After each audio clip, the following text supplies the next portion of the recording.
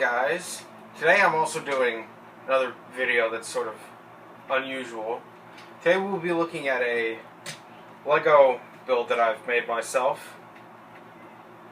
This is based off sun glare, oh. This is supposed to represent a EMD GP38 -1 or -2, I can't tell. Genesee and Wyoming scheme with it's somewhat fictional. I'll explain the details in a second. Just stick around.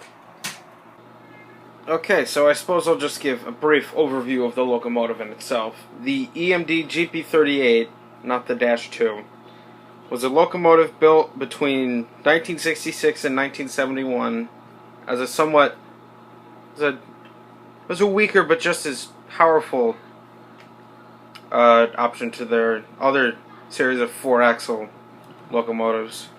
4 axles. This one is based off an I made of South Carolina Central 2032, which is the only reason why it has these strobes on the roof. And yeah, that's about it. The railroad, which I printed out, paper for the Iron Mountain and Copper Harbor Railroad, that is something fictional that I totally made up. The number comes from the type of locomotive, which, as you literally heard not even a minute ago, that it's a GP38, so it's 3800. Just because why not? It sounded like it fit. So yeah, let's dive into the rest of the details of the locomotive. Okay, so let's just start from the front to the back. So I guess I'll just start with the front. So you do have the manual brake wheel, ditch lights, which have been extended by I don't know if you can see that, but there's 2 plates connected by a flat plate, which extends this from being 28 studs to 32 studs long. Still the standard Lego City 6 studs wide. It's probably a bit taller than some of the other normal Lego City cargo trains. This part of the front here is just held on with a studs not on top brick, snot brick, whatever it's called. The term has been tossed around a billion different times, and I don't remember what it's called.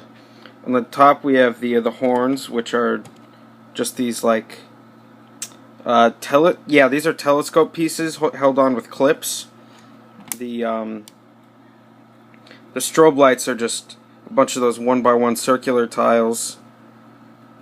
A metallic metal looking one, metallic metal silver one on the bottom, and 2 clear orange ones on the top.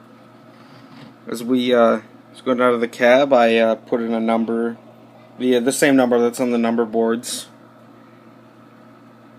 Let's go along this side of the hood, because this is where there's some more explainable details. Here are the paper filters, which the real life thing had as an option. If we take these off, we can. Oh. You can see, I'm pretty sure these are the intakes. I'm not a professional on what exactly does what on a locomotive, but these are the intakes, which are these geared pieces. I had a couple black ones, so I figured I'd throw that in there. Moving on to the dynamics, the dynamic housing. It's held in there by a 1x4 snot brick, and this is just 2 triangles, 1x4, some grills, and 1x6. That's centered in there. On top here we have the radio control antennas, which I'm not sure if the actual thing has it, but in this whole little fictional railroad thing that I have going on, this locomotive is equipped with radio control, which I'll get to that in a little bit. As we move to the back, we can see number boards, headlights, ditch lights, and the same plate extension on this side. Of course, on the left side, there's a little trick here that I'll explain. So here is an age-old copy of Getting Started with Lego Trains by Jacob H. McGee, if I'm being perfectly honest. And there, ironic enough, is a tutorial on how to build a GP38 locomotive. However, theirs is a little more robust. But they use this half-stud trick for the cooler, the little bulge on the side here, which I made my own version of. See, theirs is 4 studs long, well mine's only 3. So if you give me half a second, I'll take it out. So yes, this is the cooler piece, the cooler chunk, which some of the brickwork is not as pretty as I'd like it to be, but it works. You just, hold on, let me move the book. I was still referencing that. There's no good photos in the CAD section where it teaches you how to build it, unfortunately. But you see how that's just a bulge? That's basically what it is in real life. We can just push all these back together. But you see how that just sits in there? It sits on 3 1x2 black jumpers. The final thing to look at is the fuel tank. I was not able to figure out how to fit the air tanks on there, but as you can see, this is still 1x2, 1x4 snot brick with a 2x8 with some varying details on top, including slopes and flats, and this on either side is supposed to represent the emergency fuel cutoff, which I think it works, but it's pretty basic.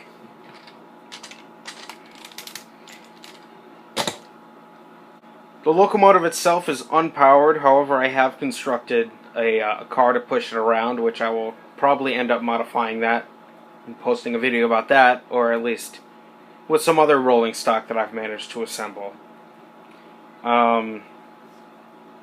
Yeah, the only thing that's inaccurate to the paint scheme that I've put it in is the fact that I don't have enough of these yellow, these pieces in yellow. I don't remember what they're called, but these train handrails that are at the front and back, I only have one in yellow.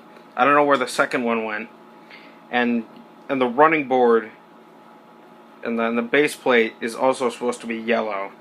But again, I couldn't find those pieces. So it's not entirely G&W orange, black, and yellow, but I'd say it fits for a Lego set.